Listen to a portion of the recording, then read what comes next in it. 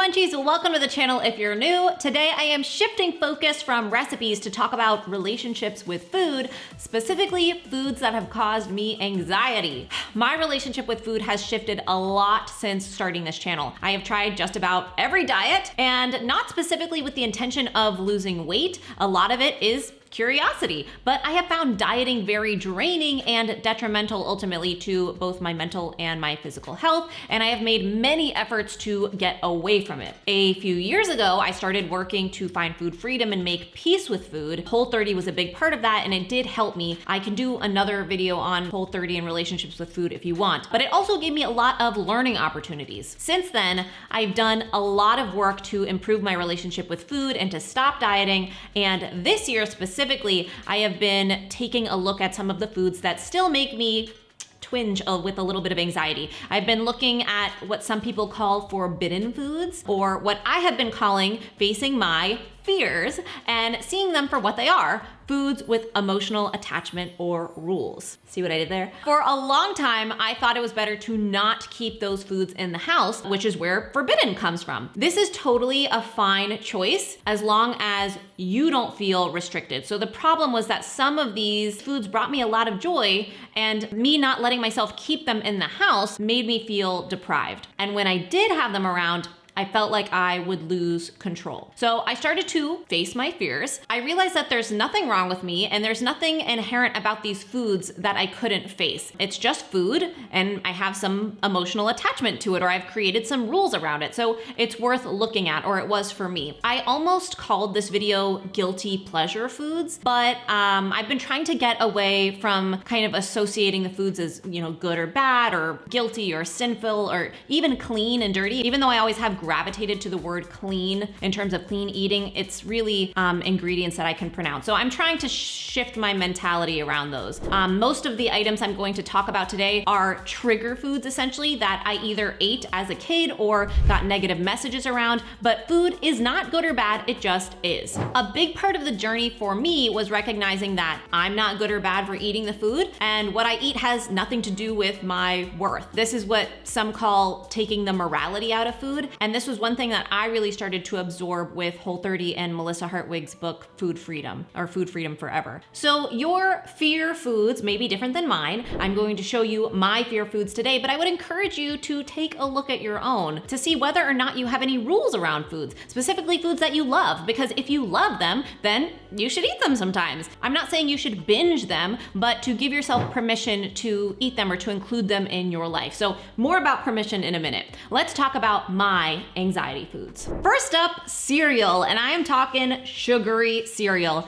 I ate it every day as a kid. I could eat 3 or 4 or 5 bowls of it at breakfast. I remember going to sleepovers or having girls over, and they would eat like 1 bowl, and I would, not even kidding, eat 4 bowls and still be hungry. And I would wonder how the heck they're not eating 4 bowls like me. I love this stuff, and I developed a really negative relationship with it. During college and shortly after, when I moved to New York and first started Mind Over Munch, actually, I could not buy cereal because when I did, I would binge the entire box, sometimes even 2 boxes in a sitting. Even as recently as last year, I have overdone it with cereal, but it's a work in progress, and now I'm learning to keep it in the house without eating the entire box in a day or even a week. You can hear, actually, this one's like almost empty, but I've had it for like 2 weeks almost.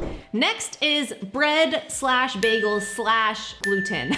This is one area in which Whole30 really challenged me. I love eating gluten, but I did learn from my Whole30 that my body doesn't love it. This was hard to reconcile when facing this fear food. I thought for a long time I just shouldn't eat gluten since my body seems to respond negatively to it, but I love it. I don't have a celiac allergy, so I've really had to fight to give myself permission when it comes to bread and bagels and gluten and find balance. So permission is an amazing thing. Let me give you an example. I don't know if this will resonate, but has this ever happened to you where you're on a really long car ride and you're in some situation where you know you won't have access to a bathroom, and even though you peed before you left, 10 minutes later it feels like you gotta pee again? So just knowing that you won't have access to a bathroom gives me anxiety that I'm gonna have to pee, and I convince myself that I need to pee. Maybe this doesn't happen to you, but I realize this is exactly how I felt about food and permission. I know comparing pee and food is awful, but just bear with me. By not keeping these foods in the house, I was inadvertently telling myself that I couldn't have them, even if it was out of love for my body and a desire to be healthy. Telling myself no by not keeping them made that pee anxiety thing happen, where my body was like, must have bagels because they are not here. Maybe you've experienced this where, there are like 10 snacks in front of you and suddenly none of them are satisfying and you just want something else because it isn't there. So it's like, as humans, we have this innate rebellious tendency to want what we can't have. So interestingly, I thought if I had bagels in the house, I would eat like 3 a day. And at first I probably did eat them more often because I wasn't used to having them around, but I got over it. And now on some days I might eat one, and some days, and even for some full weeks,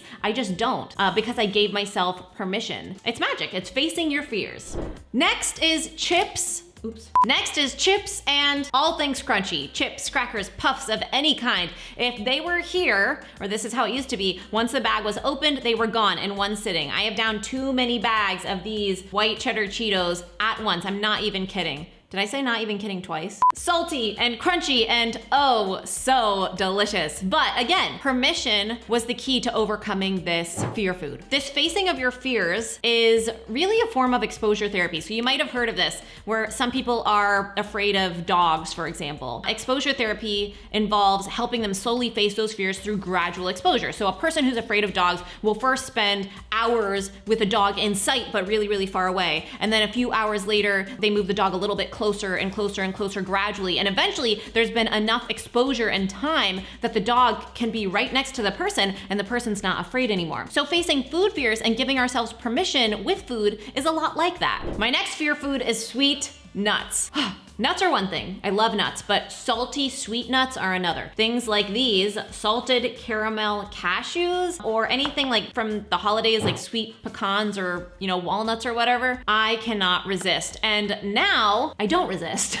I don't keep tins and tins of them in the house, but this is a food that really brings me joy to eat sometimes. Now, instead of gorging on them when they are around, I have a few. I really enjoy them, and then I move on, and it's not a big deal. My last fear food I'm gonna share with you today, there are many more, but this was a big one, Diet Coke. And I debated sharing this one because I know about the hate I'm going to get. I grew up drinking Diet Coke, not regular Coke, Diet Coke. I didn't start drinking coffee until I was 25 because I was addicted to Diet Coke. Now, it wasn't to suppress my appetite, it wasn't to lose weight, it wasn't because it has less sugar than regular Coke, it's just because I loved, and I still love, the taste, because that's what I grew up with. I don't keep Diet Coke in the house now. Now, a big reason, honestly, is I don't like it from a can or a bottle. Tell me if you know what I'm talking about. I only like it from a tap in a styrofoam cup. Don't judge me. But mostly, I don't want to consume it regularly. A couple of times a year, though, at the movies, I'll get a Diet Coke. I know, aspartame is terrible and cancer causing, I get it, but I just love it. And it's not about the sugar. If I liked regular Coke, I would drink that instead, because I swear,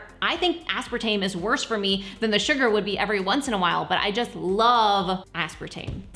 That being said, I don't buy it. I choose not to consume it regularly, once or twice a year, and I let it take me back to childhood and move on. And I'm not judging you if you love Diet Coke and love aspartame and still choose to consume it. This is just a personal choice I've made for me. So permission is going to look different for you based on your foods and your triggers and, your health preferences now and all that. There's no right or wrong, but I encourage you to notice any foods that you have fear around, just emotional attachment or rules. It is absolutely your prerogative to not keep them in the house. There's nothing wrong with that. But if you gorge on them when they are around, it could be a sign that you just want them sometimes, and that maybe giving yourself permission to have them instead of fighting yourself on it would help remove the inclination to binge. If you want me to share more about how I healed my relationship with food, or talk about my take on Whole30 or dieting in general or anything else like that, let me know. I do want to talk about it more because I just feel so much healthier and happier finding peace with food, and I want to help other people find it too. So let me know in the comments which food fears fears you need to face, as well as what other relationship with food videos you would want to see. I appreciate you being here and all of your support with the channel. It's so crazy to see how different my relationship with food was when this all started, and I'm so excited to let this channel evolve with me. I'll see you next time, and remember, it's all a matter of mind over munch.